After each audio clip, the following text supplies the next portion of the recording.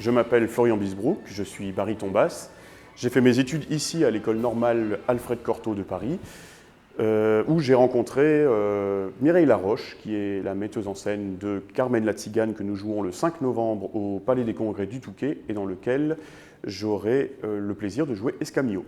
Alors, choisi, c'est pas le mot qui conviendrait, je pense que je suis un peu tombé dedans, pas malgré moi parce que c'est quand même un métier que j'adore. Mais j'ai commencé le chant dans le conservatoire de ma ville à l'époque, qui est Tourcoing. Et il se trouve que c'était du chant lyrique qui était enseigné dans ce conservatoire. Et au fil des leçons, au fil des niveaux que je passais, des examens que je passais, on m'a découvert un talent particulier pour le chant lyrique. Et c'est comme ça que j'en ai fait mon métier. Ma couleur préférée est le vert, dans toute sa gamme. Et par contre, j'ai une attirance aussi particulière pour le rouge, entre le rouge profond, le rouge carmin et le rouge doré. Alors Carmen, ça a été l'un de mes premiers rôles à l'opéra. J'ai fait déjà 6 fois Escamillo avant ce projet-ci. Pour moi, il y a tout dans Carmen. Il y a l'amour, il y a le rêve, il y a la liberté des personnages.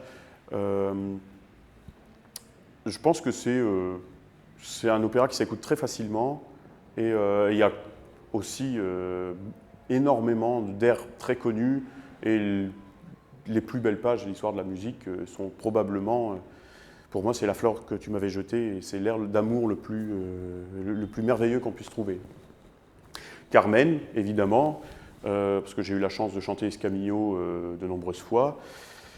Et musique française pour le coup, et c'est un opéra très court qui s'appelle L'heure espagnole de Ravel, que je trouve un petit bijou de... Voilà, il y a tout dans cet opéra. C'est très court, c'est très accessible. Voilà, c'est un parfait choix pour une première écoute d'opéra.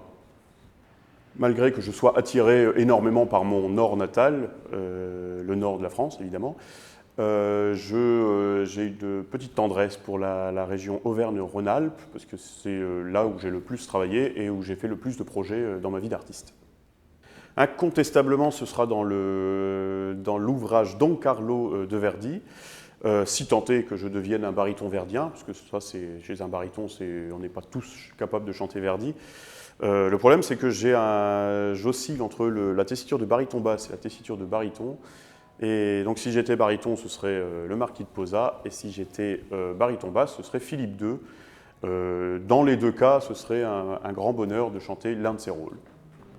Alors sans aucune hésitation, je pense que je prendrais le Maître et Marguerite de Bulgakov, livre que j'ai découvert grâce à ma professeure de chant d'ailleurs, qui m'a dit il faut absolument que tu lises ce livre. J'ai essayé 3 fois et au bout de la 3e fois j'ai accroché, je l'ai terminé et c'est phénoménal. Alors pour moi, absolument pas. J'ai eu la chance de faire des interventions en milieu scolaire, en milieu, avec des gens défavorisés, des jeunes, des moins jeunes. Et tout le monde a absolument adoré ce qu'on a fait sur scène. Je pense que si on choisit la bonne œuvre, si on choisit ce qu'on aime, il y a forcément un répertoire d'opéra qui nous convient. Je pense notamment à Offenbach, qui est c'est beaucoup de comédie, un peu de burlesque aussi de temps en temps.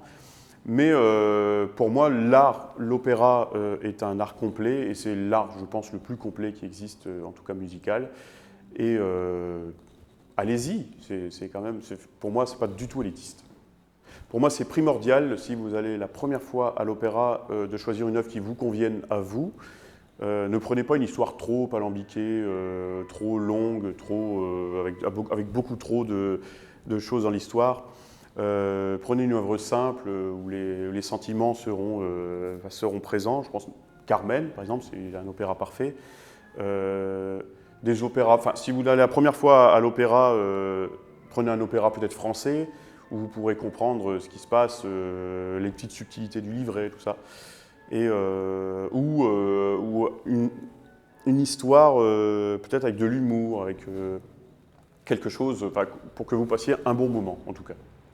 S'il y avait un seul mot, ce serait le mot rencontre, parce que j'ai fait excessivement de rencontres, de belles rencontres, dans le milieu de l'opéra, dans mon métier. C'est un métier où on voyage beaucoup, où on rencontre des gens on travaille avec des gens avec qui on n'a jamais travaillé. Et je pense que c'est l'une des plus grosses qualités de ce métier, c'est de rencontrer énormément de monde. Souvent, les gens, après un concert ou après une représentation, me disent mais vous vous connaissiez avant, tout ça, parce que vous êtes vraiment complice sur scène. Et pas du tout, parce que dans la plupart des cas, il faut savoir qu'on ne se rencontre pas du tout avant, on se rencontre sur scène. Évidemment, on revoit certaines personnes sur des productions, mais le fait justement d'avoir cette ouverture à la rencontre de l'autre, d'être ouvert à d'autres points de vue sur une œuvre, tout ça, je trouve que c'est la chose la plus enrichissante de ce métier.